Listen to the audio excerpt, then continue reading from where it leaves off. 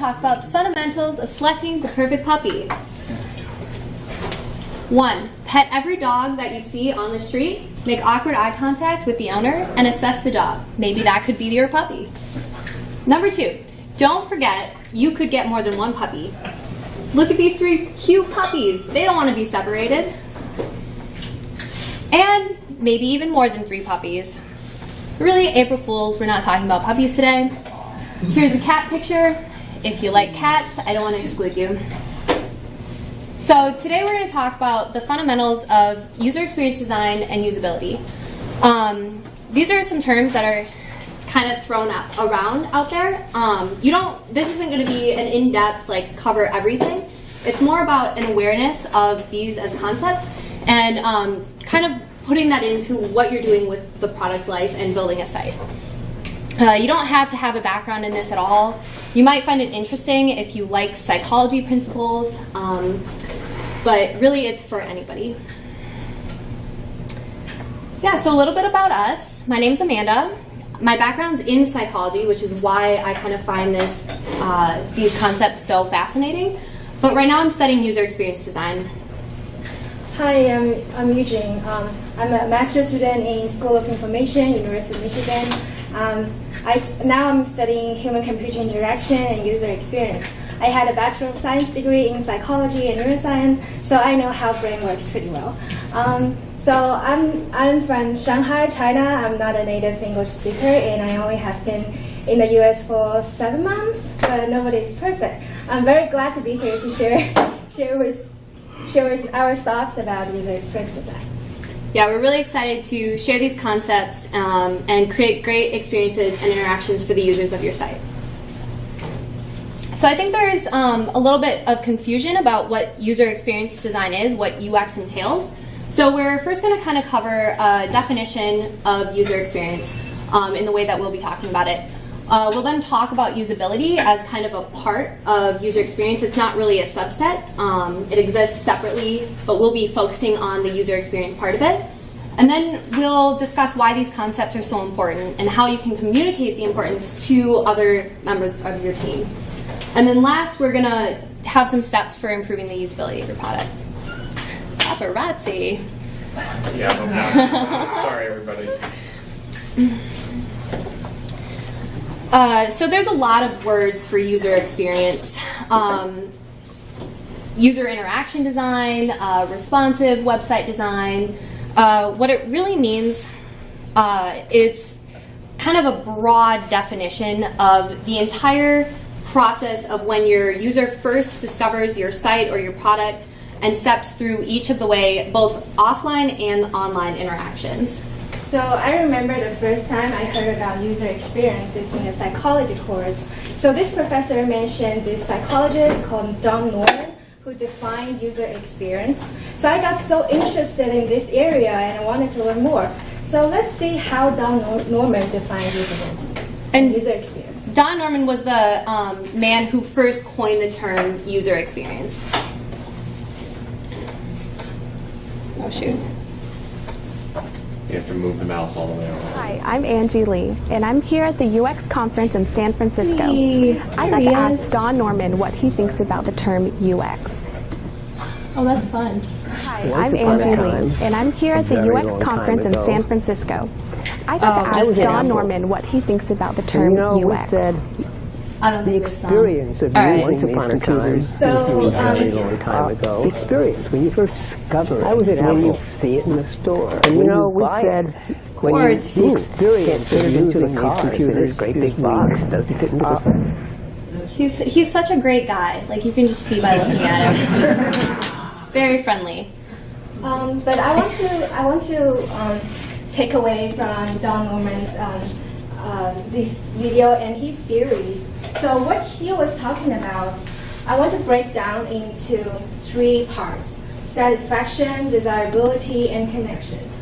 First, satisfaction. This is the very first step of creating a good user experience. It means this product can provide what's the exact needs of users, and the users can accomplish their goals by using this product. to think further, satisfaction also means it can help user to accomplish their goal in an easier way they didn't expect. Oops. Yeah. So the next step is desirability. Just think about it. When there is a market that has already been established, it's apparently every product in this market they should be meeting users' needs already. But desirability makes a difference because users. Just take an example like Skoda and BMW. So apparently Skoda and BMW can meet users' needs, but there's a significant difference in desirability that BMW is more desired by users. Connection. So the product should also establish a connection between users and the product.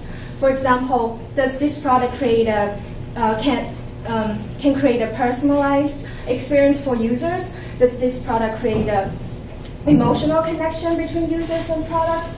So take example about Apple. This is what Don Norman also mentioned in that video. That you didn't hear. So why Apple wins the battle with Microsoft in the mobile device operation system? I think Microsoft is the dominant operating system in desktop, but I want to argue that users feel good about using Microsoft, but Apple users do by using their Apple iOS. Because they feel that emotional connection to the product. They feel like it's been personalized for them just by the design of the product. So in a word by Don Norman and Jacob Nielsen, user experience encompasses all aspects of the end user's interaction with the company, its services, and its products. For example, the Apple and Microsoft battle I mentioned, and also the Skoda and the BMW difference in desirability.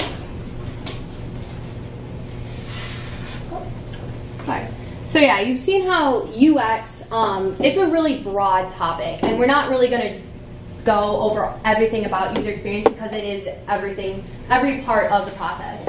We are going to drill down into the usability because it's very applicable and it's something that is very important to actually just being able to accomplish what you want to accomplish on a given product.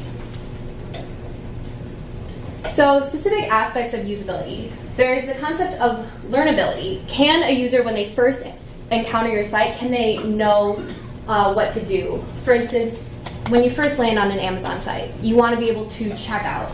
Can you learn how to do that quickly? And then once you've learned it, can you do it efficiently? Can you quickly go from the beginning, kind of looking at the product, to checking out? Once you've left the site and now you're coming back maybe a month later, is it easy for you to remember how you did that process last time? And are there ways kind of that the site leads you to doing the same thing? So something like an icon, like a shopping cart. The first time a user encounters that icon, they're going to have to kind of learn what it means. And they'll click on it, they'll go there, and they'll know that it means that's where they have all their products. And when they come back, will they remember that icon? Is it something that sticks with them?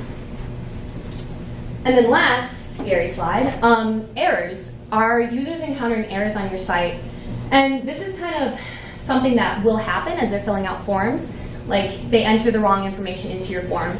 And does the site give them an indication of why they encounter that error? And does it help them through it? So if they entered a number into a form field and they're presented with this, the form doesn't go through, does the site tell them, you entered a number and like you need to enter just characters? So, and this covers a broad variety of errors, like back buttons and things like that, but like letting users know how to quickly recover from errors. Summarizing usability, Steve Krug is a usability engineer, and he wrote a book in the 2000s called Don't Make Me Think. And that's really the summary of usability. Users don't want to think when they're using their product, they just want to be able to use it. So we've covered user experience, it's the whole process, and usability, which is the part of user experience where the user can accomplish what they want to accomplish. Why are these concepts really important? What makes them, different than just building the site. So if your product is difficult to use, if your product doesn't answer users' questions, if users get lost, if users don't feel a connection between the product, they are going to leave. And Really quickly, by those stripes, you can see they're running. so the competition always exists in the market. When user don't feel a connection or when the user feel it is difficult, the first line of defense is leaving. So I want to tell a stupid story about my dog. So when I was young, I had this dog called Ding Ding. Ding Ding is a very generic name in China for dogs. So back in that time in China, we didn't have a standard of petting. So my family just took it easy. We didn't chain this dog Ding Ding, and we just put a little bell on his neck. And we had such a great time. I miss him so much. So one time we decided to take a trip. So we sent this dog Ding Ding to my grandparents' house. And when we came back, my grandma told me, Ding Ding's gone. And I was like, why? So my grandma told me, oh, it's probably somebody else called the dog name Ding Ding. Maybe it's another dog. But my Ding Ding ran away. So apparently, me and my dog, we didn't have a really great connection, and we didn't leave a really good impact on him because we didn't give him a very special name. So yeah, competition exists. So that's why But now that you feel sad, you can stare at this puppy and feel a little bit better. So I want to share a good example of taking care of dogs. No, taking care of user experience. I've been reading and observing Airbnb's design thinking since I've got interested in user experience. So Airbnb is a company that was about to fail and saved by their user experience design thinking. So back in 2009, the company was not doing so well, and the co-founders, they wanted to figure out what is going wrong. So they found a pattern of their similarity of listings. So those listing informations, they just look terrible. The customers said they don't see what they are paying for by just looking at those terrible information and terrible pictures. The company decided to take a risk. They traveled to New York. They rent a camera. They spend a lot of time in those listing properties, and they replaced those amateur photography with beautiful high-resolution pictures. A week later, the weekly avenue for these properties got doubled.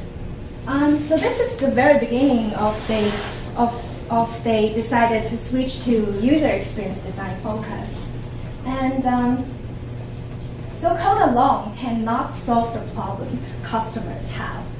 It is you go to the real world and talking to customers and find their problems and come up with clever solutions. So now Airbnb has been developing their products by their user experience design thinking. So I want to share with you all about this director of experience design, Katie Dill in Airbnb. She put forward a very interesting metaphor about user experience design. She said it is like conducting an orchestra. Why? Because in orchestra there are a lot of people pulling together, and they are trying to deliver something magical. So what Airbnb design team they did is they use storyboard to conduct this orchestra. So a storyboard is a visual journey for user experience. It's not a single one element. It's multiple elements that come together and before, during, and after user interact with this product. So like he said, when this team sketch out the journey, the storyboard, they can find out what user want to do, what user is encountering, and this helps Airbnb to kind of know whether they are doing a good job, whether they are helping people, we're helping their customers and users. In a word, successful UX means you have to understand what's your users, what's their needs, and what makes them frustrated, and what do they want to do with their product. Yeah, so understanding your users is really important. You can build a site, and it's a great site, but if the people that you want to use it don't find it useful or can't do what they want to do, it's not going to be used. So a really good way of doing that is something that we call personas, and this is just creating reliable and kind of realistic representations of specific target user groups. It's not exactly Google Analytic data, it's real people based on some surveys or interviews that you might conduct of your target user, and it's summarizing their needs, their goals, and their frustrations. So yeah, it's a representative user group, which aids in kind of showcasing those universal functions or just specific functions that are good for specific target users. Focusing on your users' needs and their expectations. And describing real people with backgrounds, goals, and values. Personas are a communication tool that allow you to showcase these people that you're designing for and communicate with other members of your team. So creating them, you first want to interview your target user demographics, get a feel for what their frustrations are currently, how your site might solve them. You can look at Google Analytic data for specific users that are currently using your site or ones that you might want to use your site and incorporate those into your personas. But you really want to focus on real people's frustrations and their goals on using your site. You define these archetypes through specific defined personas. So one might be, an average internet user, a younger college student who's on the go, and she needs a site that is going to very quickly show what she wants to do on that site, and then she's just going to leave right away. But another one of your personas might be kind of an older average internet user who is using your site on a desktop at home when he has more time and he wants to explore. And building in kind of this idea of these sections of users so that you can do those different functions on your site and know that they're going to be used by that group of people. So we wanted to give you guys a chance to kind of see how this would work. And we're going to use the MidCamp website, thinking about who might be using the MidCamp website. I know you all are familiar with it at this point. Thinking about what they need and what they might appreciate. So, who do you think are the user groups for MidCamp's website? Yes. Developers who want to learn more about Drupal. Developers. Students. Coming to the site to look at session topics. Wanting to learn more things about Drupal. So session attendees. Mm-hmm. Creative types. Creative types who are coming to the site to see what kind of topics might be at this camp. Look at different avenues, basically, for how to design things and want to make it interesting, visually appealing. I think I saw a hand up over. Oh, over here. People are interested in web technologies. So session attendees that are coming for learning more about the topics that will be presented. Back there. Organizers who are Yes, so we are a persona group of this website, probably one of the ones that use it most heavily. So I think we have a nice kind of spread of users for this site. Focusing on one of these, so focusing on organizers. What do you think, or what are your needs with this website? when you're coming here, you're looking for specific information. What do you want to be able to accomplish with this site? Question, does organizers also encompass speakers? I guess that would depend on how you define them. Organizers would probably be a separate group, and then speakers would be another user persona. Because organizers are going to want to share the information, and speakers are going to want to go on there and see who else is speaking. Schedule of all the events or sessions? Yep. Would that be an attendee? role? Attendee. Yeah, see who's attending, Or potentially. someone who is attending that might want to go to the site. Right? Mm-hmm. Organizers might want to check to see how many people have bought tickets.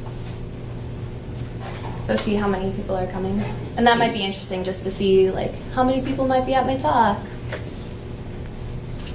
Yeah, so this is kind of what you would go through if you were creating a persona. And then thinking about their needs, you know, so once you've identified the needs of these main groups that you want to focus on for the design of the site, you know, their main goals for this site are going to be looking at the schedule. So making sure that the schedule is, you know, front and center, that they can reach it easily, and that it is, you know, showing them the information that they want. And you're going to be able to focus on the different parts of those. Yep. So demographics, their goals, their needs, and the pain points. Do you guys have questions about personas? Yes. When you're designing a website, how do you make it inclusive to all people and all users? Because if you have different personas, are you making it just very broad-based, where it's easy for everyone to use, or are you making the website divided in terms of what users you are trying to provide information to? That's a really great question. I think it doesn't have you don't have to be like broad in personas. It really depends on what is your website. For example, MidCamp website maybe maybe we don't have to focus on maybe a housewife at home who is interested in cooking. So these personas, they are like very related to this website, and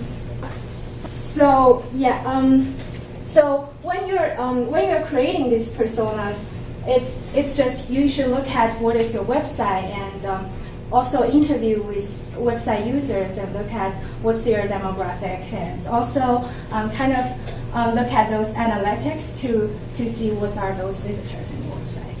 I think the personas are the main target groups. You're going to have the largest, like we just identified the largest groups that are going to be using MidCamp. In terms of accessibility and designing for like access to all, that's a little bit of a different concept, and you can have like stretch personas where they're a very small group of users on your site, but you want to design maybe it's like a health system site, and you want to design for somebody who has vision impairment. And that's a small subset of your personas, but it's an important one because they have such specific needs and goals, and you can define a set for that as well. Does that answer your question? Okay. So ultimately, you know, we just ran through it really quickly, but personas can be really huge in focusing design decisions on your website, adding kind of a layer of real-world consideration to the conversation. Instead of this abstract thinking, you can have a concrete person that represents a group of people, and referring to that person kind of creates more of that sense of empathy with that user group.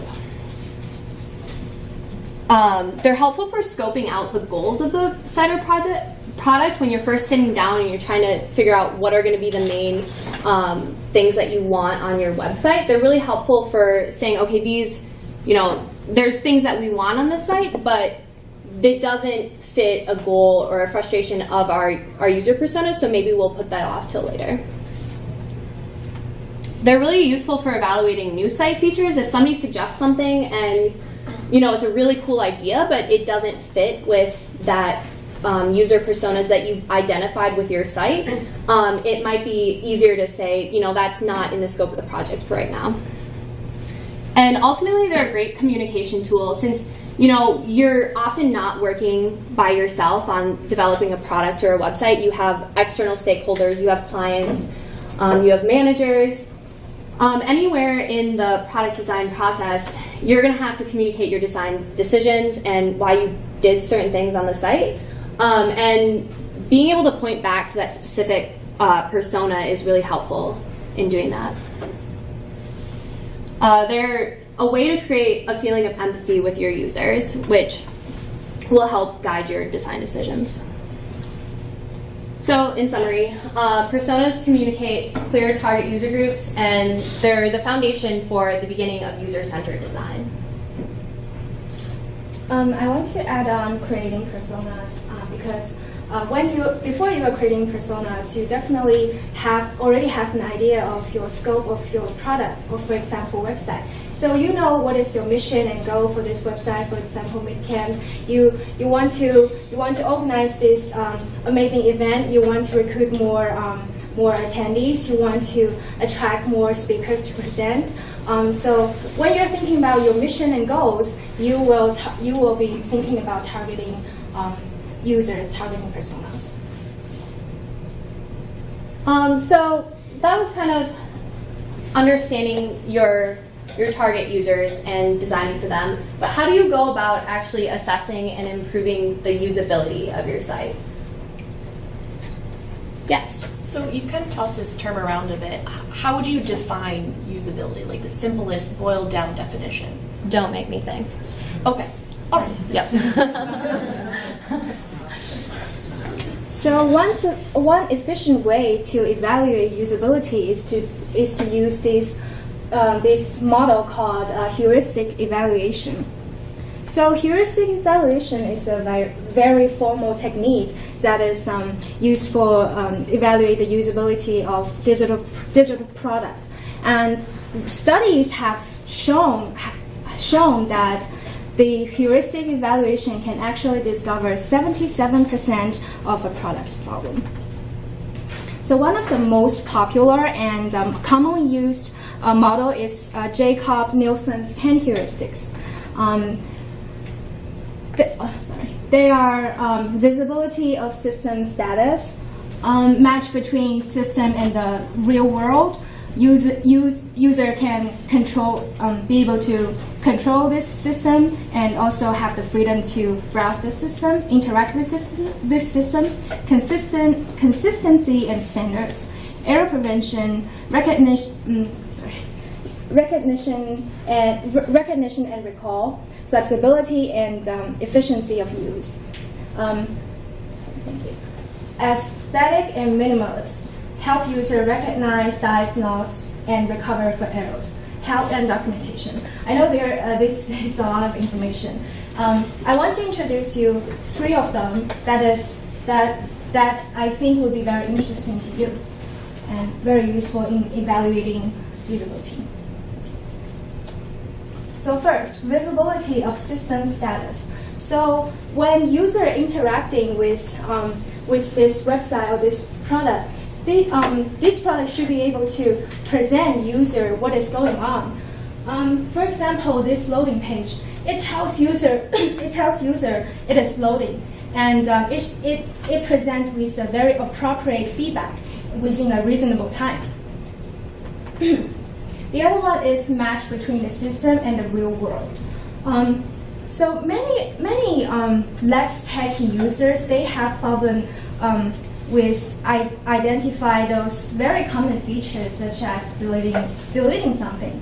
So for example, this trash can icon that can make users think about their trash can at home or in the office. So they will know what they will accomplish by interacting with this trash can. Error prevention, recognize, diagnose, and recover from errors. So it means the system should first prevent from error in the first place. Then it should present what is this error, what should user do, or what this system is trying to help you. So this is a bad example. Apparently this user had a typo, and this system is simply telling him, oh, we couldn't find any results. What would be better is it can suggest like, are you saying silicon, are you saying silly? Something like that.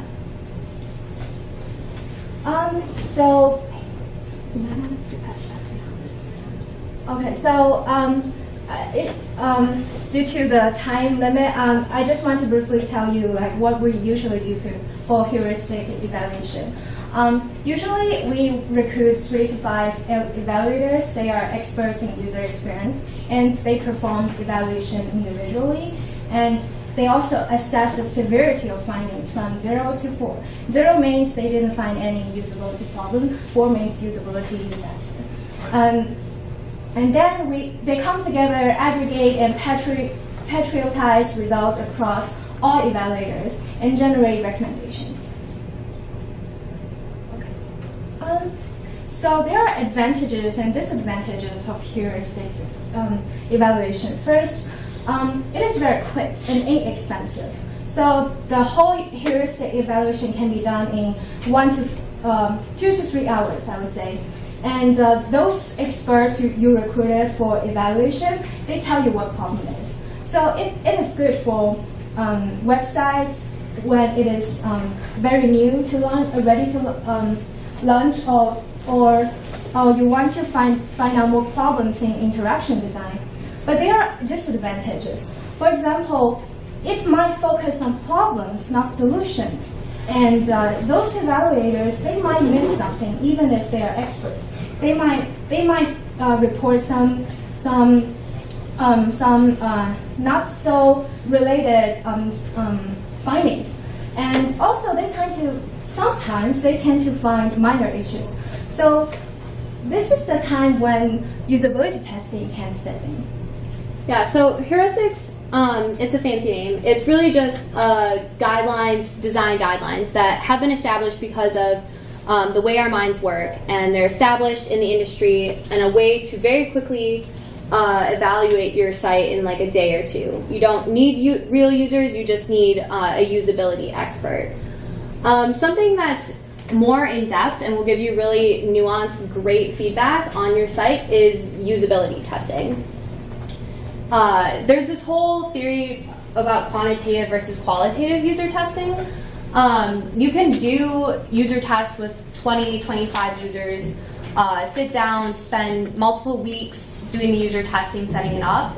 And that's really great if you want percentages, you want numbers, like 10% of users felt this way, or this was a problem with 20% of the users. But you don't have to do that. If you don't have the budget for it, you don't have a set usability UX tester, which I think in most cases you might not. You can do shorter user testing throughout the design process, focusing on just 4 to 5 users and sitting down really quickly and having them run through the main tasks that you want to have actual users accomplish on your site. And this is, in research, they found that usually you can find like 75% of the problems with just 4 to 5 users. You can increase the impact of your site. They've studied these user testing by using usability testing. You can double the impact both internally and externally. Internally, if you're working on design projects around employees accomplishing things, they'll be able to go quicker through the system, and externally, your customers are going to be able to accomplish what they need to accomplish, and it doubles the impact of what they're going to be doing. So conducting usability tests, it's not that scary. You can recruit participants. There's multiple ways to do this. You can pay people. There's a lot of sites that connect you with users either online or offline that will come in and you pay them. You can test with your friends and family. I feel like I'm always doing this on my projects, pulling in whoever wanders into my house and saying, hey, you want to run through a couple tests on my site, whatever project I'm working on? Or you can go out and sit down out in the wild and like guerrilla user test, which is really fun. Going to a coffee shop and offering to buy somebody coffee with their help going through your site. And I found that people are actually really responsive to this. If you want to do this, it's a great method of getting like 3 or 4 people that you know aren't biased. They're not your friends or family just trying to help you out. And pretty inexpensive. It's just a cup of coffee, or go to a library. There's always people sitting around doing work. Maybe buy them a bag of Doritos. And then you define the user task. So you're going to want users to step through, and this depends, I guess, if you're paying people, you're going to have a longer study, like an hour and a half. So you're going to have a bunch of user tasks for them to do. But if you're doing family, friends, guerrilla user testing, you want like the 3 or 4 main tasks to go through with these users. And then you create scenarios. So in the ideal world, you want to see how your users are using the app or site in the wild. So you like follow them home and like watch over their shoulder as they're like using your mobile app, which is kind of creepy, and like you can't do that. So we create scenarios for the participants of the user test and kind of get them in the mindset of what you want them to be doing. So if you're looking at a car insurance website, you know, tell the users, you know, you're coming to this site and you need to renew your car insurance, and put them in the mindset of they're searching for like the best quote possible or anything along those lines.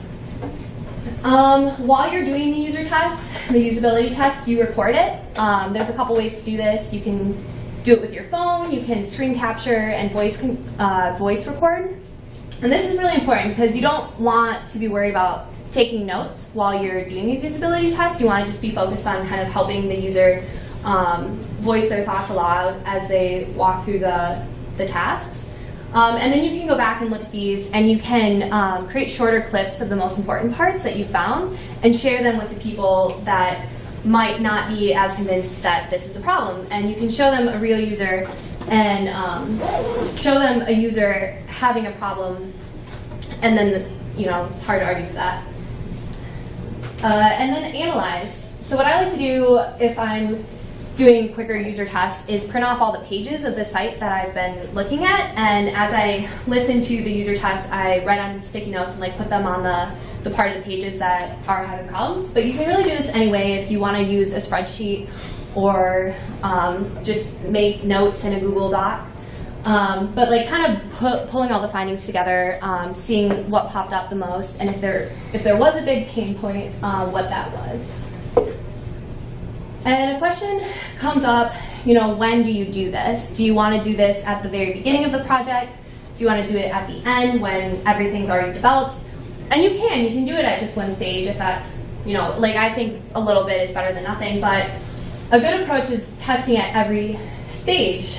And then you get the chance to test your redesigns. So you find an issue, maybe on an earlier prototype or just an earlier design, and then you can quickly do like 4 or 5 user tests, find that problem, and then, you know, since you're not doing giant like qualitative studies, you can do, or quantitative, you can test again on the next redesign. And that'll give you your best results, your best data for moving forward and like making the best product possible.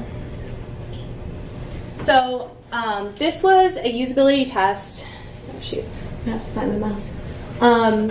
I was working on a car insurance website in the UK, and they had redesigned the whole site, and it was really exciting because I was the first one to sit down with users and have the users use their new design. And the design was really great for the most part, but they were finding a drop-off on the login page of this quote process. So it was like a website like Expedia, but for car insurance. And the moment that they really wanted users to get to was the final quote page, because that's where they made their money. And there was a drop-off right before that when users were asked to log in, and they didn't know why. They were looking at Google Analytics data, and they're like, why is this happening? Like, you know, they couldn't tell. And what I found in the user test, I will just show you, actually. Oh, shoot, you won't hear it. This is my bad. Lip sync. Okay, see if I can do a British accent.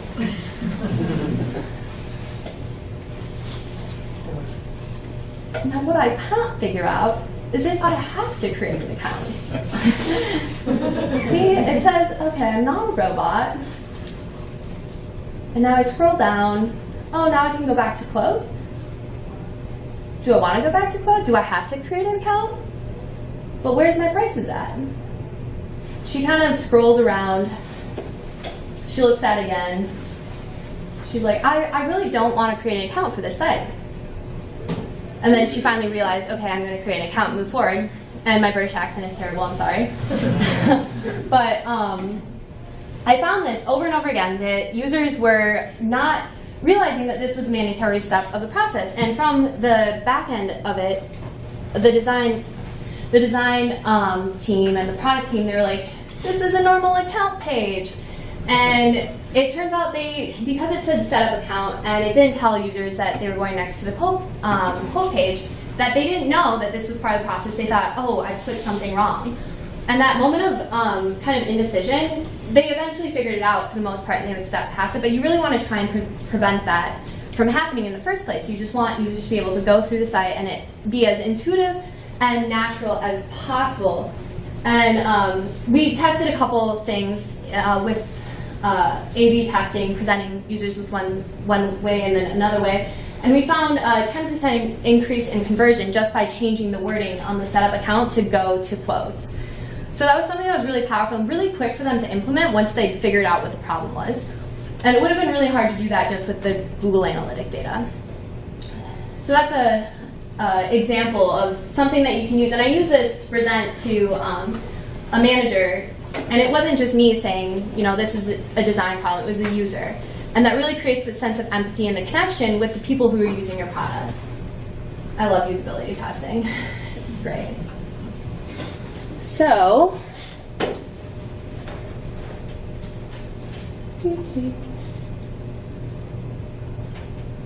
not really sure what's happening. Oh, there we go. Takeaways.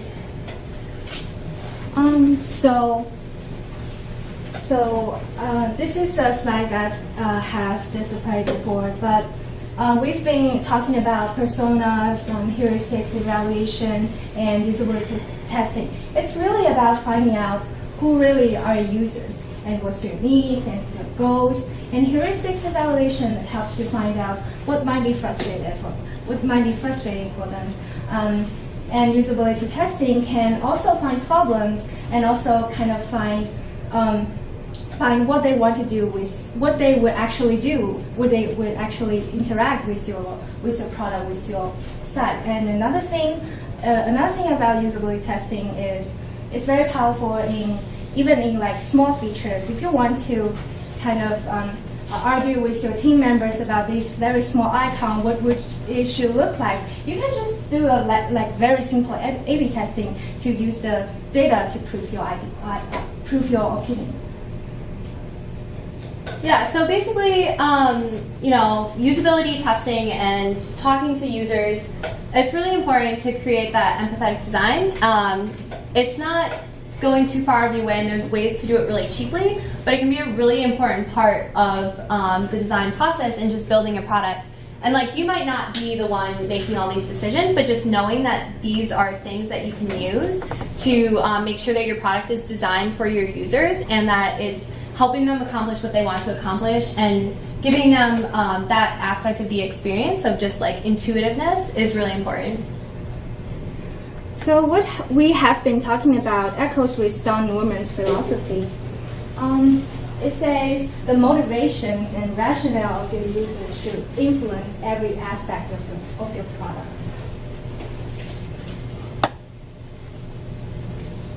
User experience is the opportunity to shift away from just developing products and really towards creating experiences, because you know competitors are going to be doing that, and that's kind of what users are beginning to expect, is that experience when they're using a product.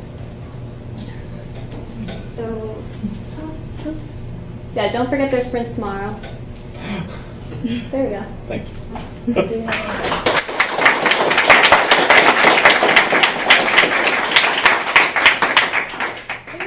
Oh, no, we don't have any time left. Did anybody have any questions?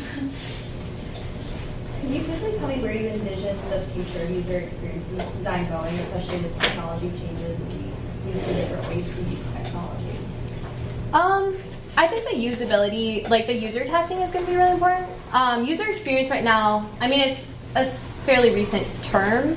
I think it's going to be split more into information architecture, and the different aspects, like user research, and it's going to become more focused. Right now it's kind of this new field and everybody's feeling out what that means. So it'll be defining those categories better. And also the technology also influence the development of user experience design. Because for example, VR, visual reality, it would be very cool if we do the visual reality usability testing, that we can really find out what would the daily interaction with this product by those users. Yeah.